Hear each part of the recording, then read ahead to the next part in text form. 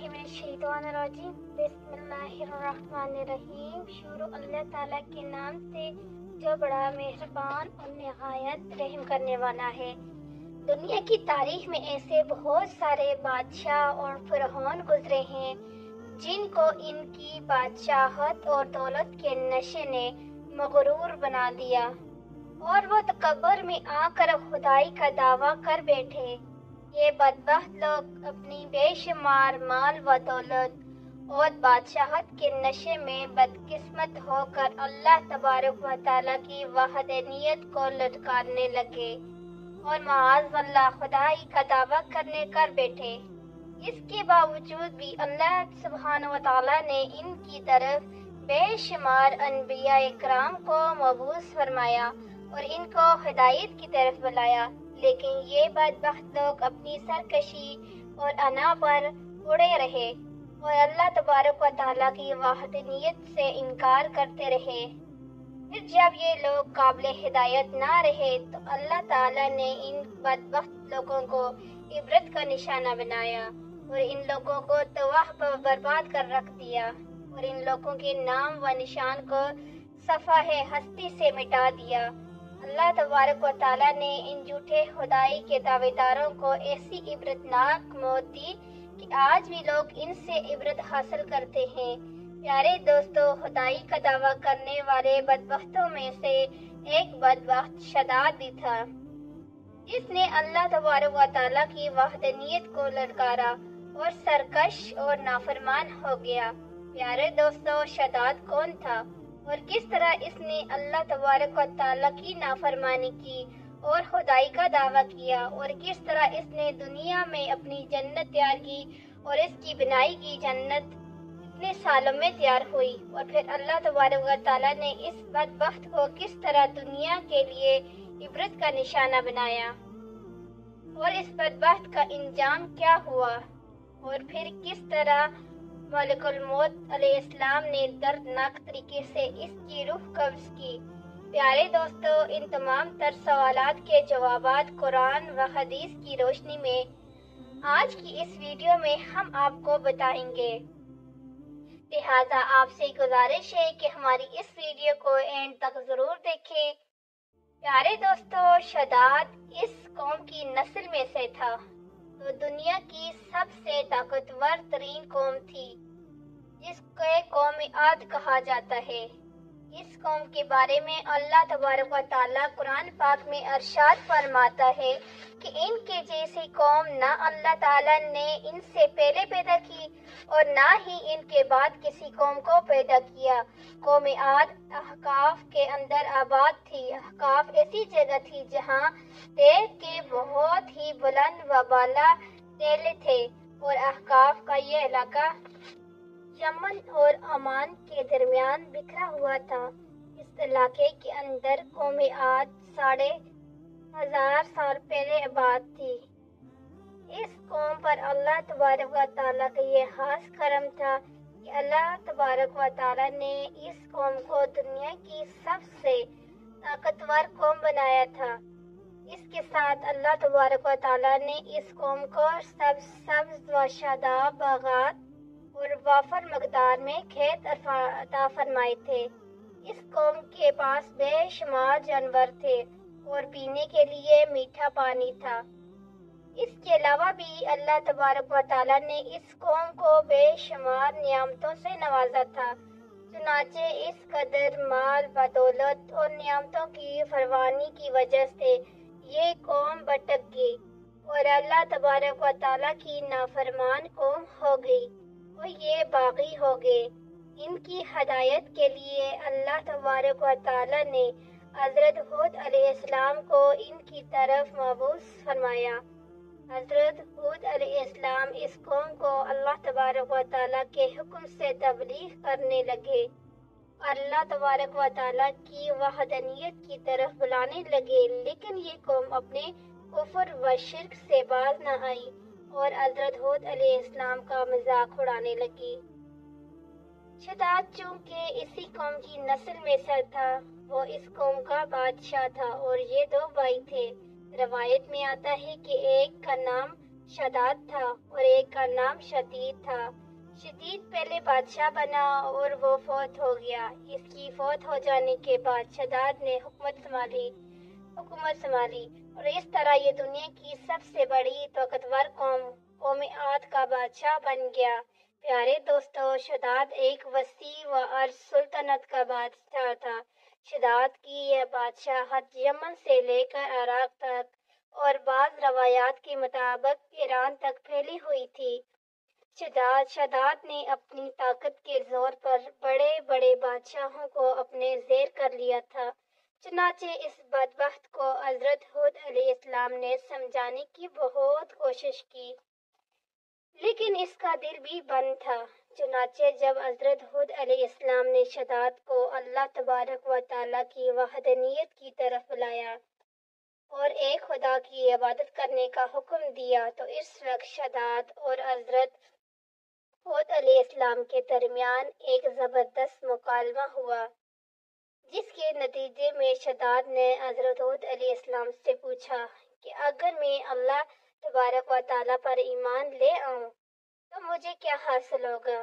तो इस वक्त हज़रत हूद अलैहिस्सलाम ने शदाद से फरमाया कि तुम पर जन्नत हलाल हो जाएगी। जन्नत का नाम सुनते ही शदाद हज़रत हूद अलैहिस्सलाम से पूछने लगा कि ये जन्नत क्या है। तो हज़रत हूद अलैहिस्सलाम ने शदाद को जन्नत का नक्शा बताया और जन्नत की नियामतों के बारे में बताया। हज़रत हूद अलैहिस्सलाम की ये बात सुनकर शदाद मुस्कुराने लगा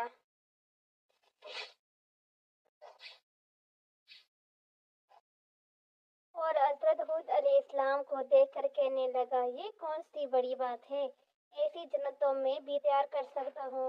हज़रत हूद अलैहिस्सलाम ने शदाद को इसके कुफ्र व शिर्क से रोकने की बहुत कोशिश की, लेकिन ये बदबख्त बाज न आया।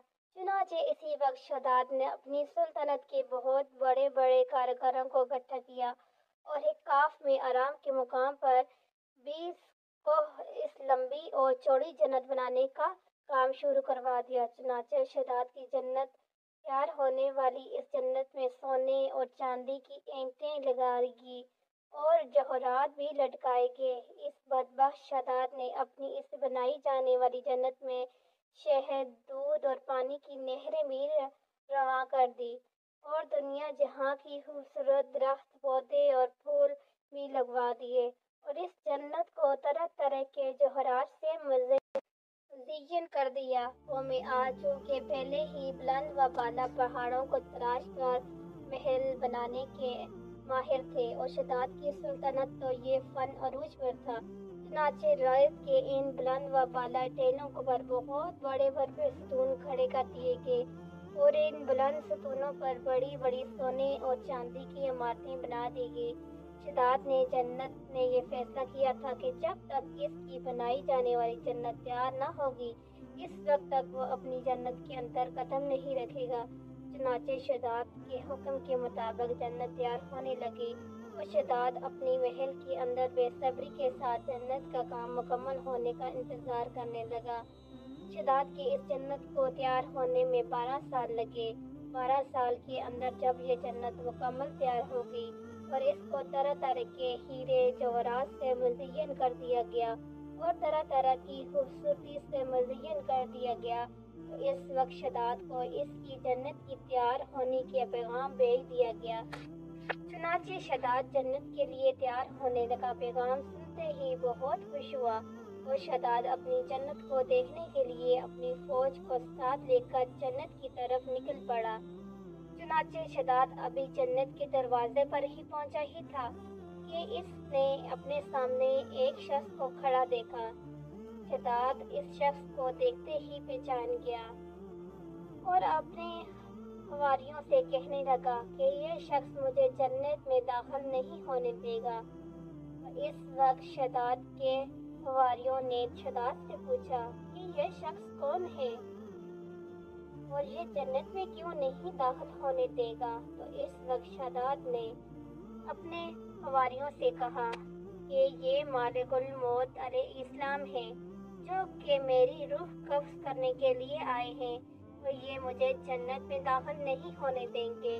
اس وقت شداد بخت ملک الموت علیہ السلام سے عرض کرنے لگا کہ مجھے صرف ایک بار جنت کے اندر قدم رکھنے کی مہلت دے دی جائے، لیکن اللہ تبارک و تعالیٰ کی طرف سے مقرر فرشتے نے جواب دیا کہ مجھے اللہ تبارک و تعالیٰ کی طرف سے حکم ہے کہ میں تجھے تمہاری جنت کے اندر قدم نہ رکھنے دوں۔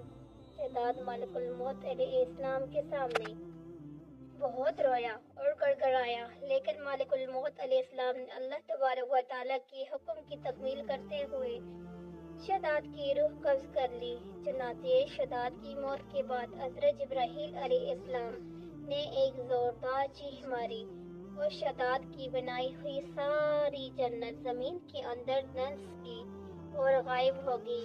شداد کی اس عبرتناک موت کے بعد حضرت ہود علیہ السلام نے قوم عاد کو بار مرتبہ سمجھایا، لیکن قوم عاد باز نہ آئی۔ حالانکہ شداد کا یہ انجام قوم عاد کے لیے کافی تھا، لیکن جب انسان کی عقل پر غرور کا پردہ ہوتا ہے تو چاہے شداد ہو یا شداد شدید، اس کا کسی کا کام کرنے کا انجام دکھائی نہیں دیتا۔ حضرت ہود علیہ السلام نے قوم عاد کو شداد کا انجام بتا کر ڈرانے کی کوشش کی، لیکن قوم عاد الزا باز نہ آئی اور اس طرح